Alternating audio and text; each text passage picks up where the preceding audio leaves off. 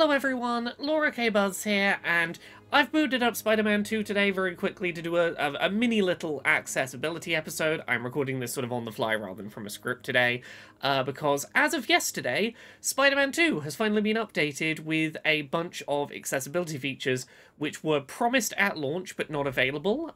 They were initially slated to come in December, which is about 2 months after the game's October launch, and then they got pushed another 3 months. So here we are, 5 months after Spider-Man 2 came out, and a whole bunch of new accessibility features have been added. A lot of these are like really basic things that we would have expected to see at launch. Things like captions for non-dialogue sound effects, things like that, things like in-game access to button remapping. But I particularly wanted to show off one accessibility feature and how it's implemented, because I think it is the most notable addition in this update, and that is audio descriptions.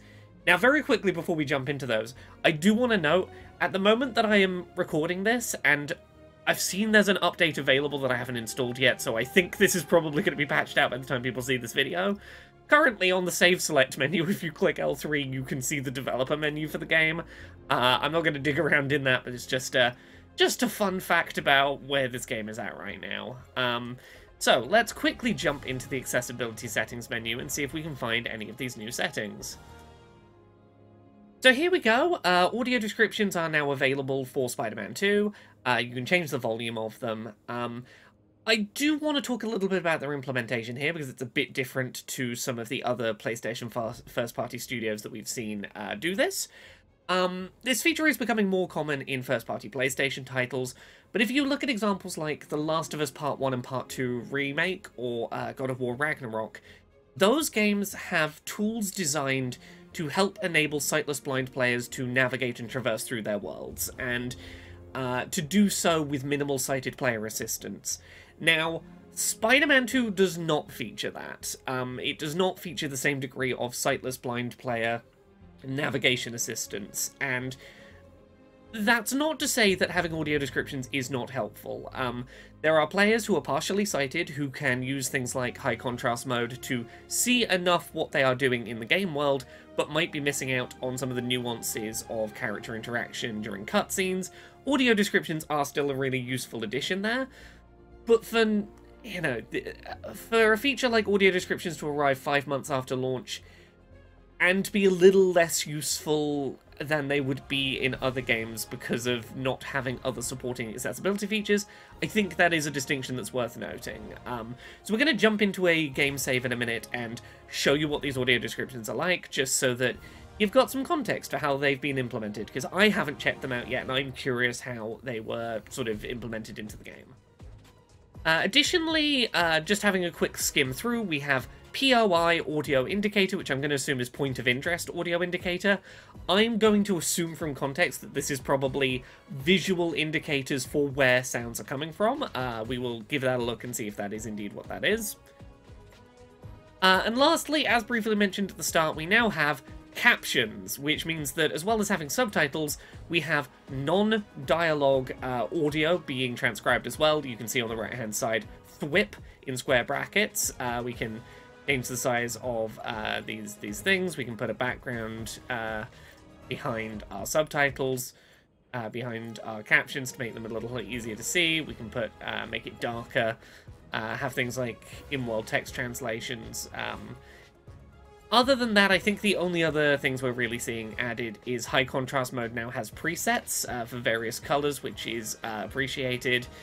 But I think that's the bulk of the new stuff that's worth showing off. So let's jump in and see how those high contrast, let's see how those audio descriptions have been implemented. Text appears 2 years ago. In a lab, a young white man, Harry, stares at a green containment tank. An older white man approaches wearing a lab coat with an empty right sleeve. He leaves as Norman Osborn approaches wearing a sharp pinstripe suit. We're ready. Are you good? We have not described that there is a floating goo monster in the tank. That has been left out. This doesn't work. Take me out. Because, like, that is important context. That we are debating letting a tentacled black goo monster maybe be put into this young man. Touches Harry's cheek. Tendrils writhe inside the containment tank. There we go. I'm not going to lose you. His hand remains in place. I will never let you go. Black tendrils snake from Norman's suit collar to choke Harry. Harry opens his eyes. He's suspended inside the green tank, limbs bound by black tendrils. Shutters close over the glass.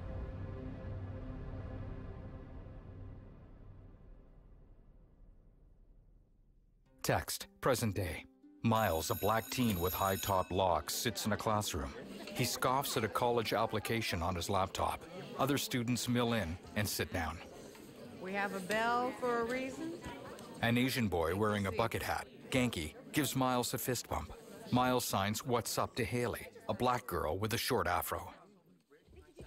I'm here! Peter, a white man with short brown hair, bursts in.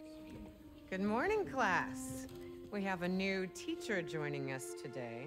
A sharply dressed black woman looks pointedly at her watch as she leaves. Hi. My name's Pete, Mr. Parker.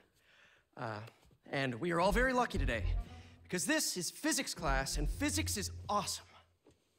Miles points to his neck. Peter adjusts his collar to conceal his spider suit. Ever wonder how some insects and birds, reptiles... I'd also maybe note that there is a sign language interpreter at the front of the room.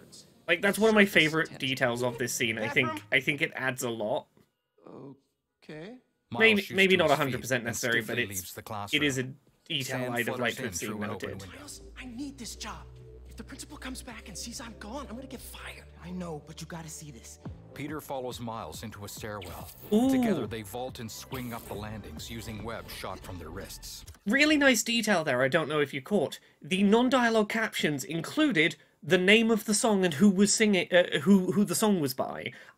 This is weirdly rare to see in captioning in video games. A lot of video games famously avoid song lyrics because you have to separately license them from an artist, and there is additional expense involved in that. There isn't typically additional expense in naming the artist and the song, but because game developers know that lyrics might require them to pay extra money, a lot of the time they just don't note what song is playing.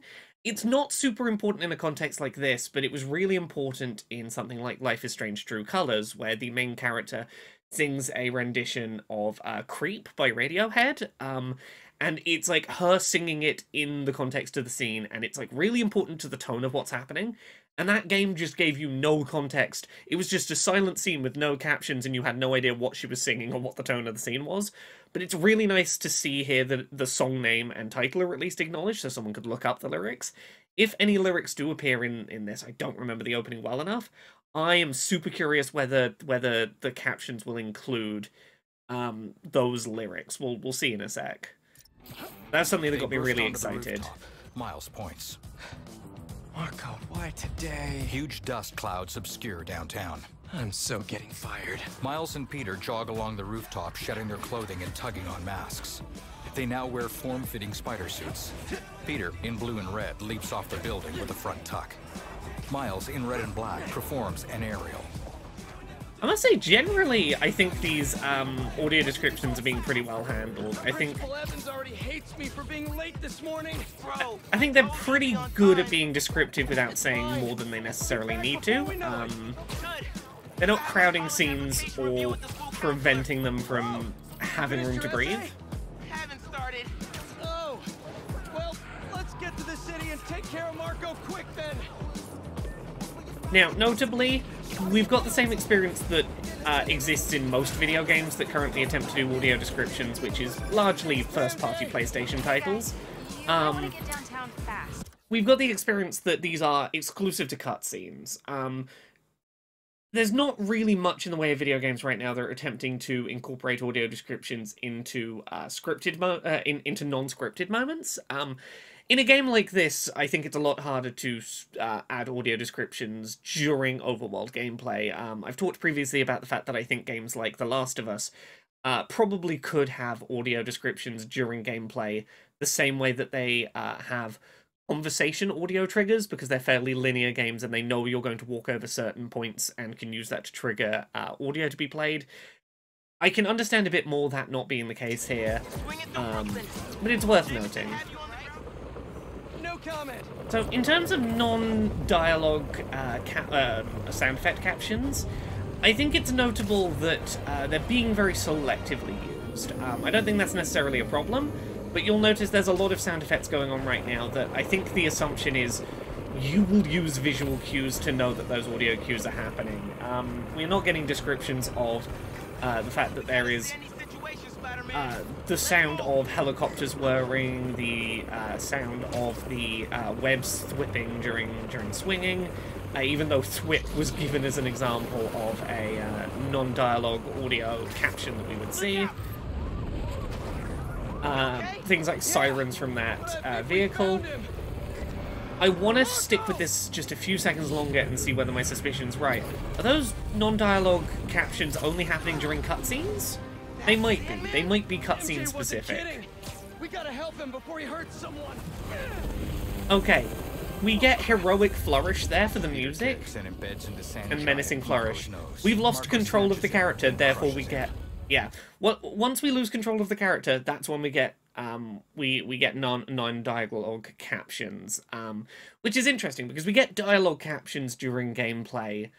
I guess they just thought that the number of sound effects happening in regular gameplay might be an overwhelming number of captions to give, or that certain sound effects are just like common enough that it would be repetitive to offer them.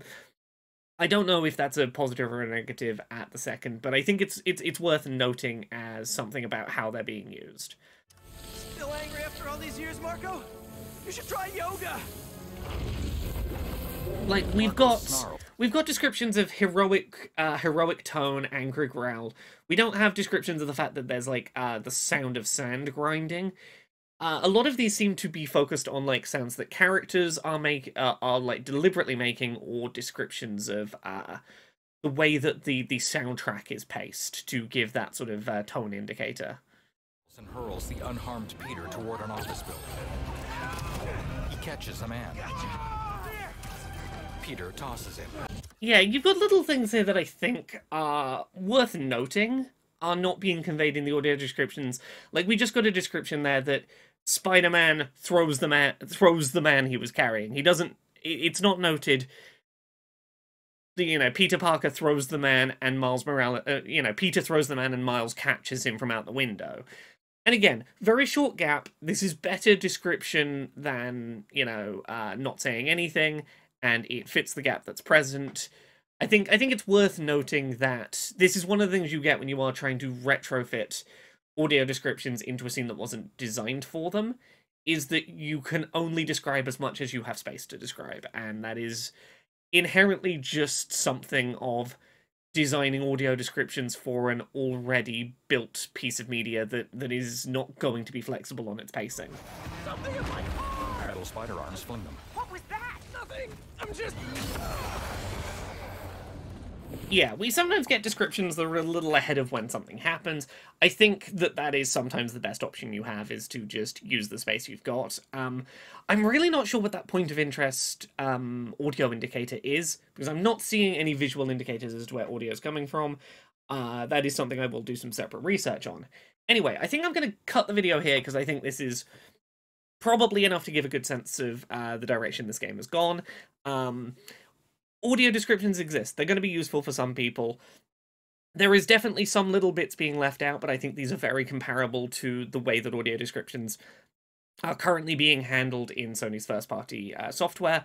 I'm glad it's there. It's less useful here than in a game that better supports sightless blind play without sighted assistance. But for the people who are able to play the game but are missing out on some of the narrative, I'm glad this is there, even if it was a 5-month delay between the game launching and this being available. Thank you very much, everyone, for watching. I apologize there's not a more structured, formal accessibility episode this week. I was busy doing several university talks and some other projects, and I just this happened to drop today, and I wanted to take a minute to check it out. So thank you very much, everyone, for watching. Go check out access-ability.uk. We have our first written freelance piece by a outside contributor currently up, by Molly Evans, about trying to get into the content creation space as a disabled person. It's well worth reading. Go give that a look. Thank you for watching. Goodbye.